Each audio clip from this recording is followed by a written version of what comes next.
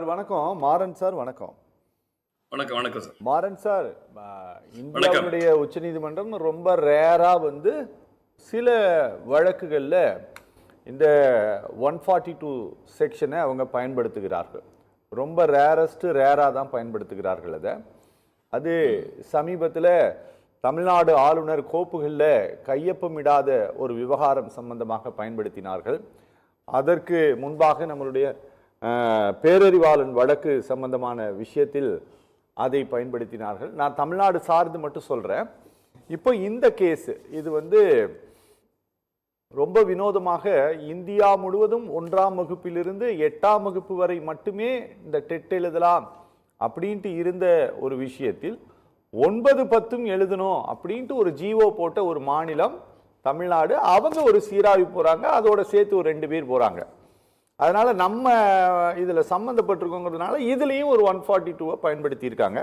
ஆனா ரொம்ப தெளிவாக இந்த உத்தரவு சொல்கிறது சார், நீங்க பாஸ் பண்ணல அப்படின்னா அவங்க ஓய்வு பெற்றவர்களாக கருதப்பட்டு அவர்களுக்கு ஓய்வூதிய பலன்களை கொடுத்து அவங்கள வீட்டுக்கு அனுப்பிடணும் அப்படின்னு சொல்லிட்டு இந்த உத்தரவை மீறி அவர்கள் வேறு எந்த சட்ட ரீதியான வாய்ப்புகளையும் அவர்களுக்கு வழங்கவில்லை. இந்த தீர்ப்பு எக்ஸாம் எழுதலைன்னா ஃபெயில்னா முடிஞ்சு போச்சு கதை, அவ்வளவுதான். அவங்களோட டோட்டல் சாப்டர் க்ளோஸ். அதுக்கு மேல அவர்கள் நீதிமன்றத்தை எந்த வகையிலும் அணுகுவதற்கு இந்த தீர்ப்பு வாய்ப்பும் கொடுக்கல, வழியும் கொடுக்கல. சார் இது ஒரு சார் சொல்றாரு, ஒரு 2.5 லட்சம் பேர் அரசு ஆசிரியர்கள் இருக்காங்க, தனியார் ஆசிரியர்கள், அரசு பள்ளி, அரசு உதவி பெறக்கூடிய பள்ளி அப்படின்னு கணக்கு போட்டா ஒரு 3.5 லட்சம் பேருக்கு மேல வருவாங்கன்ட்டு. சார் இதுல தமிழ்நாடு கவர்மெண்ட் என்ன பண்ணணும் சார்? உண்மையிலே இது ரொம்ப வருந்தத்தக்கது. ஏன்னா நம்ம எந்த அளவுக்கு பவர்ஃபுல்லா நம்மளை அவங்க இது பண்றாங்கன்னு தெரியல எனக்கு. ஏன்னா ஒரு ஹானரபிள் ஜட்ஜஸ் என்ன பண்ணும் அப்படின்னா, ஒரு தீர்ப்பை வழங்குறாங்க, ஒரு ஜட்ஜ்மெண்ட் கொடுக்குறாங்க அப்படின்னா ரியாலிட்டியை முதல்ல அவங்க தெரிஞ்சுக்கிட்டு தான் அதை செய்யணும். ஏன்னா இன்னைக்கு காலகட்டத்தில் ஒவ்வொரு மாநிலத்திலையும் உள்ள அரசு பள்ளிகள்ல எத்தனை லட்சம் ஆசிரியர்கள் பற்றாக்குறைகளாக இருக்கிறாங்க நம்ம பார்க்கணும். நம்ம இன்னைக்கு ஸ்கூல் டீச்சர்ஸ் டீச் பண்றதுக்கு இல்ல, அந்த அளவுக்கு ஷார்டேஜ் இருக்கிறாங்க. அதாவது அவர்களுடைய டீச்சர்ஸ்னுடைய குவாலிஃபிகேஷனே ஒன்னு செகண்டரி ஸ்கூல் டீச்சர்ஸ் எலிஜிபிலிட்டிஸ் அவங்க டீச்சர்ஸ் ட்ரைனிங் முடிச்சிருக்காங்க, சரி, இல்ல அவங்க பிஎட் முடிக்க, சரி சார், ஒரு சர்டிபிகேஷன் கோர்ஸ் பண்றாங்க, அவங்க பண்றாங்க.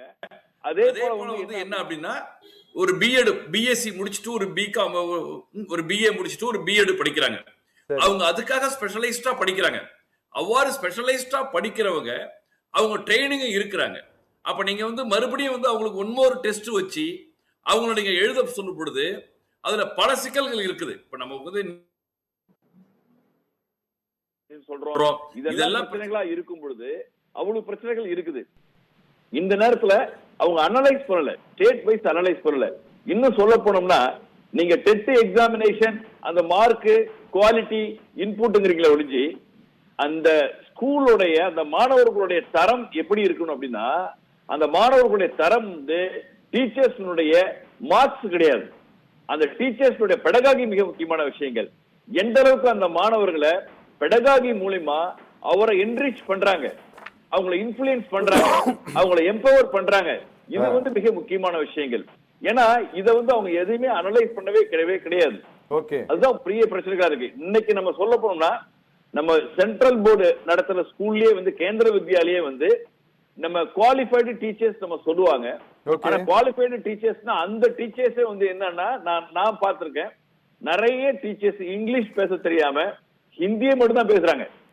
ஹிந்தியை பேசும்பொழுது அந்த ஒரு இங்கிலீஷ் டீச்சர் ஹிந்தி பேசுறாரு, ஒரு மேத்தமெட்டிக்ஸ் எடுக்கிற டீச்சர் ஹிந்தியில பேசுறாரு, அவர் English medium of thought English medium.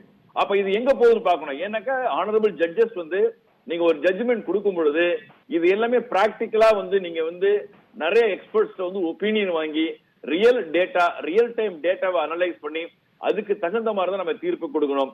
ஏன்னா நம்ம தமிழ்நாட்டுல 3.5 லட்சம் டீச்சர்ஸ் இருக்கிறாங்க. அந்த 3.5 லட்சம் டீச்சர்ஸ் நமக்கு எந்த அளவுக்கு பாதிக்கப்படுவாங்க தெரியல. என்னன்னாக்க அதை எக்ஸ்டென்ஷன் பண்றாங்க. ரைட் டு எஜுகேஷன் ஆக்ட்ல வந்து அவங்க வந்து கண்டிப்பா வந்து சார் இது என்னன்னா சார், இது வந்து உச்சநீதிமன்றத்தினுடைய உத்தரவு எண் மெயின் டைரி நம்பர் வந்து 53,434/2025 சிவில் அப்பீல் 1385/2025 இது முடிவது கிடையாது. இந்திய அரசாங்கம் நீங்க இந்த எஜுகேஷன் பாலிசியை இம்ப்ளிமெண்ட் பண்ணணும்னு சொல்லுது.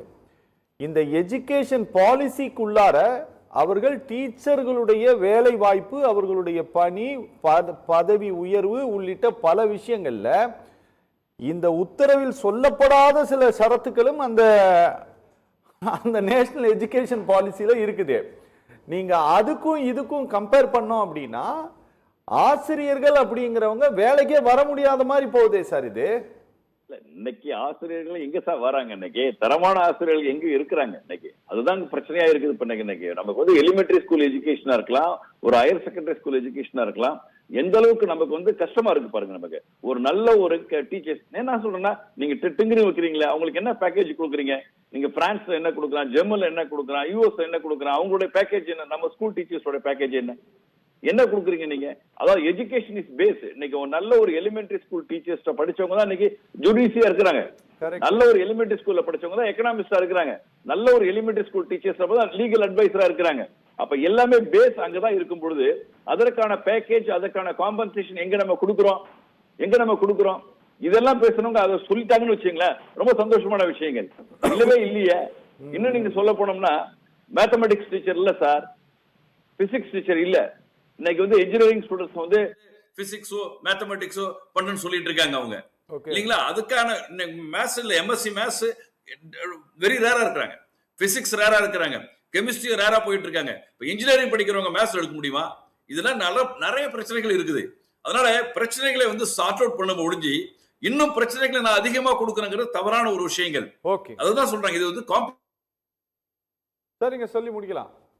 எக்ஸாம் எழுதணும் அப்படின்னா இது என்ன அர்த்தம் தெரியல. அவங்க வந்து ரெண்டாவது ஒரு ஸ்டூடெண்ட்ஸோட மெமரி பவர் டிஃபரெண்ட். ஒரு age wise memory power, learning power, presentation power டிஃபரெண்டா இருக்கும். ஒரு 45 வயசு வாத்தியார போய் நீ மறுபடியும் டெட் எழுதுறா, ப்ரிப்பரேஷன் பண்ணி எழுதுறானாக்க எந்த அளவுக்கு ஒரு மெமரி பவர் இருக்கும், எந்த அளவுக்கு பிரசன்டேஷன் இருக்கும், எந்த அளவுக்கு இருக்குது வாய்ப்பே கிடையாது. அவருடைய டொமைன் வந்து டீச்சிங், அவருடைய டொமைன் வந்து பெடகாகி. அவர் குவாலிட்டியா டீச் பண்றாரா, பசங்களை ஷேப் பண்றாரா, ட்ரெயின் பண்றாரா, ஆல்ரெடி உள்ள வந்துட்டாரு. டீச்சர் அப்படிங்கும்போது நம்ம அதை தான் பார்க்கணும் முடிஞ்சு. அவங்களை இன்னும் ஷார்ப்பனிங் பண்ணணும், அவங்கள ஷேப் பண்ணணும், ஒரு இன்டர்நேஷனல் ஸ்டாண்டர்டுக்கு நம்ம கொண்டுட்டு வரணும்னு அந்த மாதிரியான சிஸ்டம் கொண்டு வந்தாதான் நல்லா இருக்கும் முடிஞ்சு. அவங்களையே மறுபடியும் வந்து நீங்க ஃபெட்டப் பண்றதோ, அவங்களை டிஸ்டர்ப் பண்றது, இதெல்லாம் நம்ம பண்ணிட்டு இருந்தோம்னாக்க கண்டிப்பா வந்து அவங்களால வந்து முடியவே முடியாது. இன்னும் வந்து அவங்களுடைய குவாலிட்டி டெலிவரி குறையறதுக்கு வாய்ப்புகள் இருக்கும். இதெல்லாம் வந்து ஆனரபிள் ஜட்ஜஸ் வந்து முதல்ல வந்து அனலைஸ் பண்ணணும். அனலைஸ் பண்ணாம நம்ம இதெல்லாம் செஞ்சோம்னா பிரச்சனைகள். இன்னும் சொல்ல போனா பல ஸ்டேட்ல வந்து என்ன டீச்சர்ஸோட குவாலிஃபிகேஷன் வச்சிருக்காங்க. இன்னைக்கு நம்ம தமிழ்நாடு வந்து நம்பர் 1 அப்படின்னாக்க செகண்டரி கிரேட் ஸ்கூல் டீச்சர்ஸ்க்கு வந்து நீங்க வந்து எலிமெண்டரி ஸ்கூல் டீச்சர்ஸ்க்கு ஸ்டூடெண்ட்டுக்கு வந்து செகண்டரி கிரேட் டீச்சர்ஸ் தான். +2 முடிச்சுட்டு அன்னைக்கு 10th முடிச்சுட்டு 2 இயர்ஸ், +2 முடிச்சுட்டு ஒரு 2 இயர்ஸ் டிப்ளமான்னு கொடுத்தாங்க. இன்னைக்கு 9th 10th ஸ்டூடெண்ட்டுக்கு பிஎட் நம்ம ஆரம்பத்திலேயே இன்ட்ரோடியூஸ் பண்ணி விட்டோம். நமக்கு பிஜி நம்ம கொடுக்குறோம்.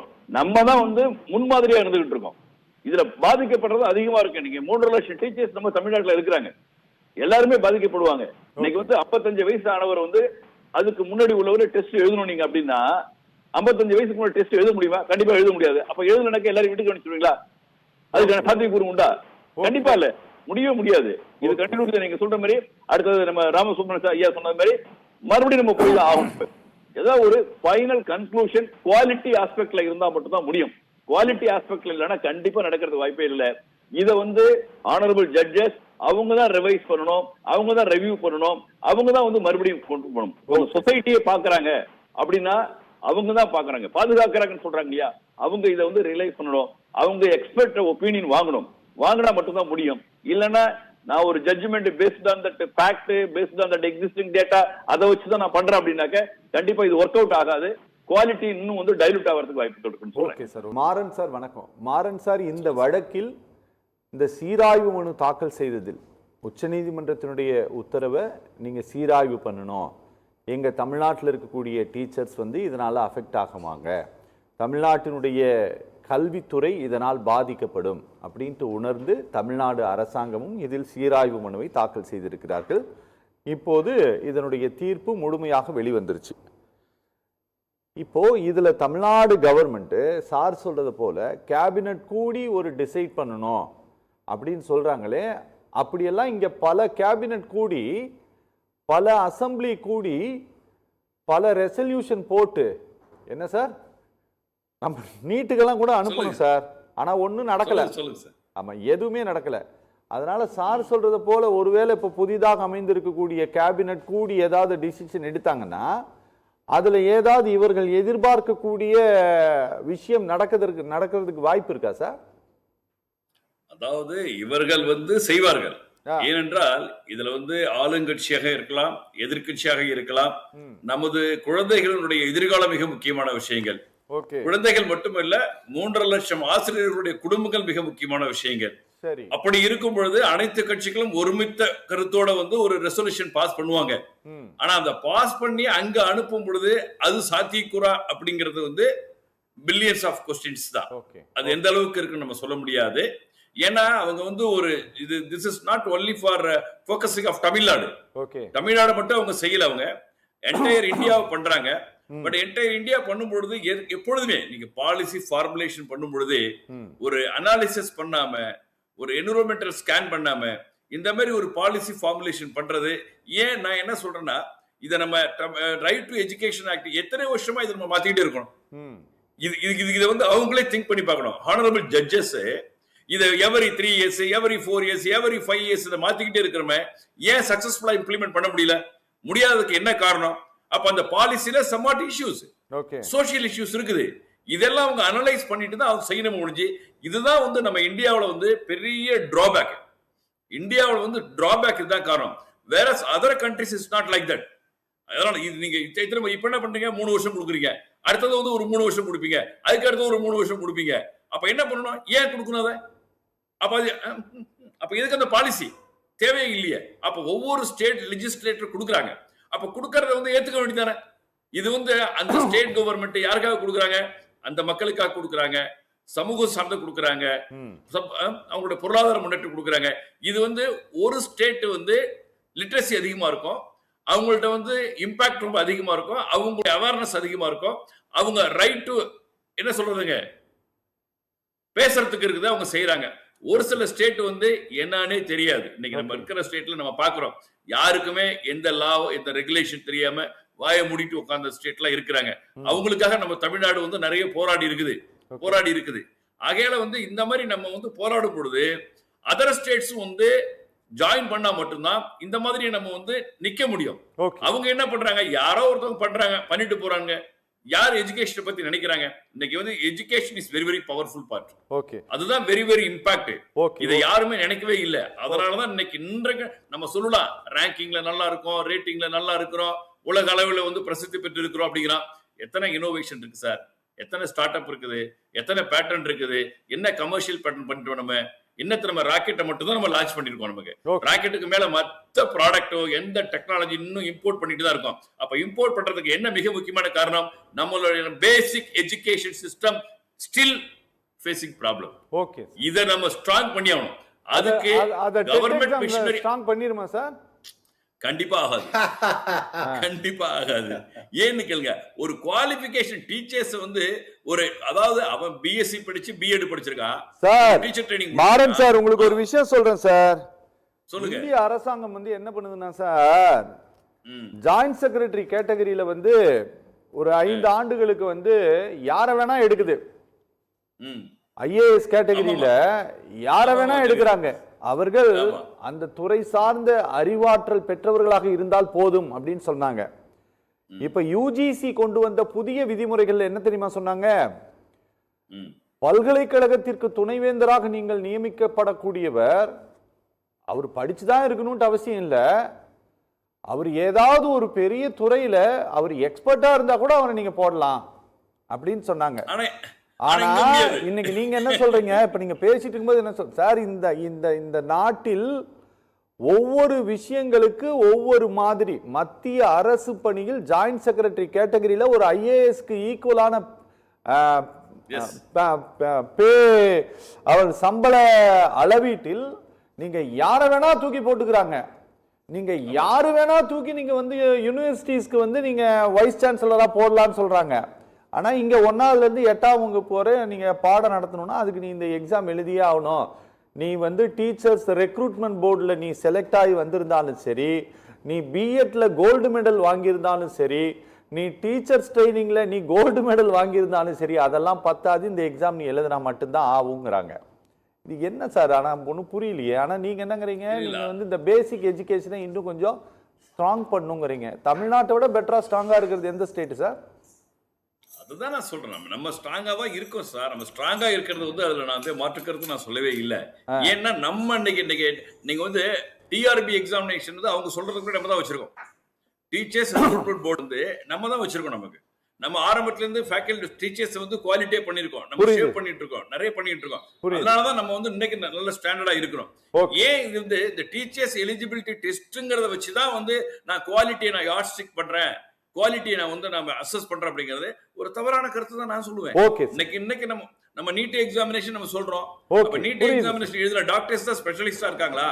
நீட் எக்ஸாமினேஷன் எழுதாத டாக்டர் ஸ்பெஷலிஸ்டா இல்லையா, எக்ஸ்பர்ட்டா இல்லையா? அதுதான் நம்ம சொல்றோம். ஏன்னா இது வந்து ஆனரபிள் ஜட்ஜஸ் வந்து அவங்க தான் கன்சிடரேஷன் பண்ணி ஆகணும். இல்லன்னா இவங்க எவரி இயர் கொடுத்துட்டே தான் இருப்பாங்க. அடுத்த 3 வருஷம் பாருங்க, அடுத்த 3 வருஷம் கழிச்சு நீங்களே டிஸ்கஸ் பண்ணுவீங்க, நம்மளும் வந்து பேசுவோம், எக்ஸ்டென்ஷன் கொடுக்குறாங்க. அது எதுக்கு?